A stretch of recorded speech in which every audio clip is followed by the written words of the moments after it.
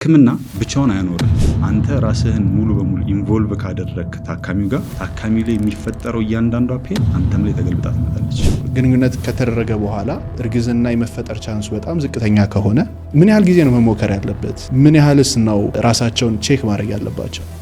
ጨንቋት ነው የመጣችው። 3 ወር ሞከርን፣ እርግዝና አልተፈጠረ። ባለቤቴ ቤተሰቦች ከባልሽ ተደብቀሽ ከወንድሜ ተደብቀሽ የእርግዝና መከላከያ የተጠቀምሽ ነው ኢቭን እስከ መባል ደረጃ ደርሳለች። አንዳንድ ህጻናት ሲወለዱ ከዳውን ሲንድሮም ጋር በተያያዘ የሚወለዱ ህጻናት አሉ። ኦቲስቲክ ሆነው የሚከሰትበት ምክንያት ይታወቃል።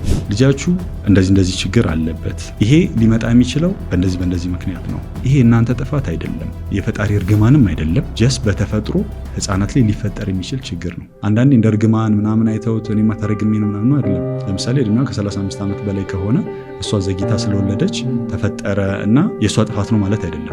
ይጠይቃሉ ህጻናት፣ ፈጣሪ መቼ ነው የምናየው? ሁሌ እንዲህ ድረስ የት ነው ያለው? አይበላም ምናምን። አሁን እነኝን እንዴት ብለህ ኤክስፕሌን ታደርጋለህ? በጣም ይከብዳል። ግን ክሬቲቭ የሆኑ መንገዶች አሉት። ወላጆች ለልጆቻቸው በሌላ አካል ጥቃት እንዳይደርስባቸው ምን አይነት ነገሮችን ነው ማስተማር ያለባቸው? ጥቃት ሲፈጠር አብዛኛው ጊዜ ከሚያውቃቸው ከቅርብ ሰው። አሁን ልጆች ራሳቸውን ኤክስፕሌን እንዲያደርጉ እየፈቀድን አይደለም። ታላቅን አክብር ምናምን እንላለን። ታላቅን ማክበር አለብህ።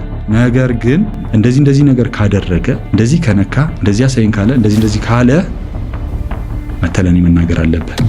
ለወሊድ መከላከያ የሚያመጣው ችግር አለ።